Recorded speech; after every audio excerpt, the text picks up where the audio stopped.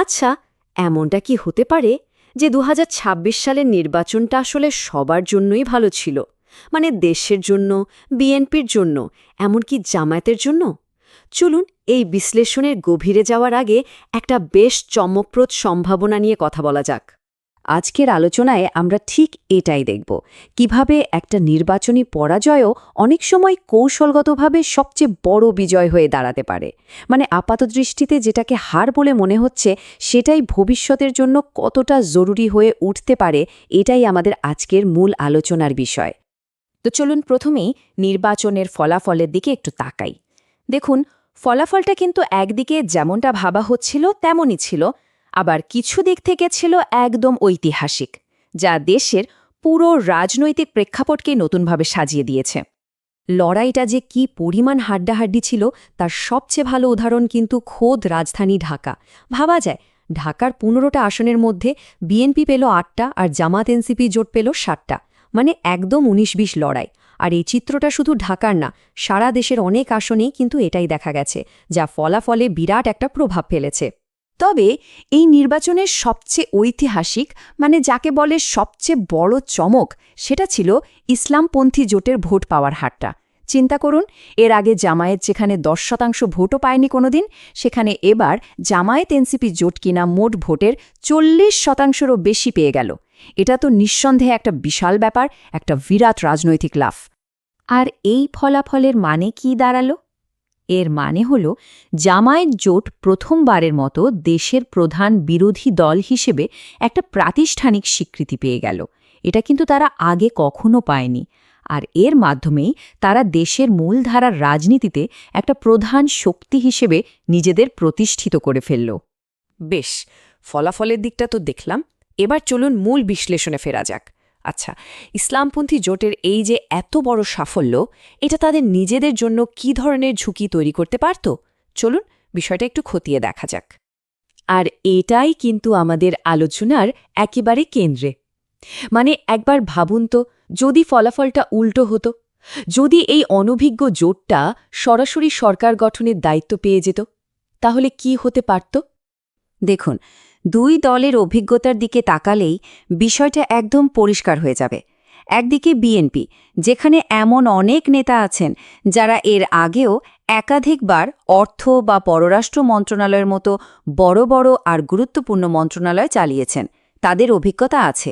আর অন্যদিকে জামায়াত, তারা কিন্তু এবারই প্রথমবারের মতো জাতীয় পর্যায়ে এত বড় একটা দায়িত্ব পাওয়ার কাছাকাছি এসেছিল।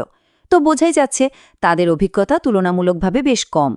বিশ্লেষকরা বলছেন, জামায়াত জোট যদি সত্যি সত্যি ক্ষমতায় চলে আসত, তাহলে দুটো বিরাট ঝুঁকি ছিল। প্রথম ঝুঁকিটা কি? তাদের অনভিজ্ঞতার কারণে যদি শাসনে কোনো ভুল হতো, মানুষ কিন্তু তখন শুধু দলটাকে দোষ দিত না, দোষটা সরাসরি ইসলামের ওপর চাপিয়ে দিত। আর দ্বিতীয় ঝুঁকিটা হলো, দেশ আর দেশের বাইরে থেকে এমন একটা প্রচণ্ড চাপ আসত, মানে বাংলাদেশকে জঙ্গি রাষ্ট্র বলে প্রচার করার একটা সুযোগ তৈরি হতো, যেটা সামাল দেওয়ার মতো রাজনৈতিক শক্তি হয়তো তাদের ছিল না। এই বিপদটা ঠিক কতটা বাস্তব সেটা বোঝার জন্য একটা খুব পরিচিত উদাহরণ টানা হয়, আর সেটা হলো মিশরের প্রেসিডেন্ট মুরসির ঘটনা। মিশরে কি হয়েছিল মনে আছে? যখন ইকওয়ানুল মুসলিমিন বা মুসলিম ব্রাদারহুড ক্ষমতায় এলো, মানুষের আশা ছিল অনেক, কিন্তু ক্ষমতায় এসে তারা কিছু মারাত্মক ভুল করে বসল। যেমন দেশের সেনাবাহিনীর সাথে সম্পর্ক খারাপ করল, আবার বহির্বিশ্বের সাথেও সম্পর্ক নষ্ট করে ফেলল। আর এর ফল হল ভয়াবহ। সামরিক অভ্যুত্থানে মুরসিকে ক্ষমতা থেকে সরিয়ে দেওয়া হলো। আর তার পরিণতি, মুরসির পতনের পর ক্ষমতায় এলেন জেনারেল সিসি, আর তার শাসনকাল ইসলামপন্থীদের জন্য মুবারকের চেয়েও অনেক বেশি দমনমূলক হয়ে উঠল। মানে একটা ভুলের কারণে পরিস্থিতি ভালোর দিকে তো গেলই না, উল্টো আরও খারাপ হয়ে গেল। তাহলে এখন প্রশ্ন আসে, এই যে এত কিছু হলো, তারপরেও এই নির্বাচনী ফলাফলকে কেন একটা কৌশলগত বিজয় বলা হচ্ছে? চলুন এবার সেই দিকটা একটু বিশ্লেষণ করা যাক। ইসলামের ইতিহাসে হুদাইবিয়ার সন্ধির কথা আমরা জানি। সেই চুক্তিটা যখন হয়েছিল, আপাতদৃষ্টিতে মনে হয়েছিল এটা মুসলমানদের জন্য একটা পরাজয়, কিন্তু ইতিহাস সাক্ষী পরে ওটাই একটা বিরাট কৌশলগত বিজয় হিসেবে প্রমাণিত হয়েছিল। ঠিক সেই দৃষ্টিকোণ থেকেই কিন্তু এই নির্বাচনের ফলাফলটাকে দেখা যেতে পারে। এই পুরো পরিস্থিতিটাকে ব্যাখ্যা করার জন্য একটা চমৎকার কথা আছে। কথাটা হলো, জামায়াত পরাজিত হয়েছে বলে ইসলাম পরাজিত হয়েছে, এটা মনে করাটাও একটা শিশুসুলভ চিন্তা। মানে একটা দলের হার জিতকে ধর্মের হার জিত হিসেবে দেখাটা একেবারেই ঠিক না। আসলে এই ফলাফলের দুটো বড় দীর্ঘমেয়াদী সুবিধা আছে। প্রথমটা হলো, বিএনপি যেহেতু ক্ষমতায় এসেছে, ইসলামিক মূল্যবোধ কোনো হুমকির মুখে পড়বে না, কারণ তারা তো আর ইসলাম বিদ্বেষী কোনো দল না। আর দ্বিতীয় এবং হয়তো সবচেয়ে গুরুত্বপূর্ণ সুবিধাটা হলো, বিরোধী দলে থাকার কারণে জামাত নিজেদের রাজনৈতিকভাবে আরও পোক্ত, আরও পরিপক্ক করার জন্য একটা দারুণ সুযোগ আর জরুরি সময় পেয়ে গেল, যেটা ভবিষ্যতের জন্য খুবই দরকারি। তো সরকার তো গঠিত হলো। এখন দেখা যাক এই নতুন বিএনপি নেতৃত্বাধীন সরকারের সামনে ঠিক কোন কোন বড় চ্যালেঞ্জ অপেক্ষা করছে। মোটা দাগে নতুন সরকারের সামনে 4টা প্রধান চ্যালেঞ্জ। 1 নম্বর, অর্থনীতি। দেশের ভেঙে পড়া অর্থনীতিকে সামাল দিতে হবে, বিশেষ করে মুদ্রাস্ফীতি নিয়ন্ত্রণ করা আর ব্যাংকিং খাতে স্থিতিশীলতা ফিরিয়ে আনাটা খুব জরুরি।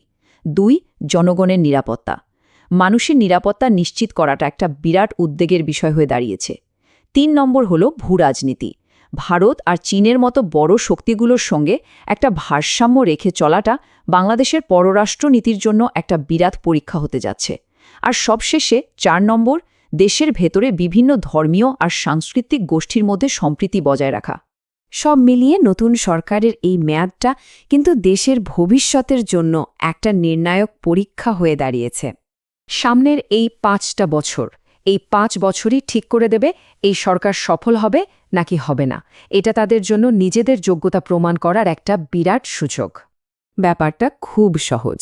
যদি এই 5 বছরে বিএনপি সরকার ভালো কাজ করে দেখাতে পারে, তাহলে কোনো সন্দেহ নেই যে পরের নির্বাচনেও তারাই জিতবে।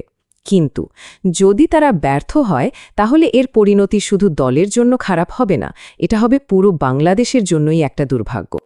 তো শেষ প্রশ্নটা এটাই, এই নতুন সরকার কি পারবে তাদের সামনে থাকা এই বিশাল চ্যালেঞ্জগুলো পার করতে? নাকি এটা একটা মিথ্যা ভোর হিসেবেই প্রমাণিত হবে? জনগণের আশা কি শেষ পর্যন্ত হতাশায় পরিণত হবে? এর উত্তরটা শায়েদ সময় বলে দেবে।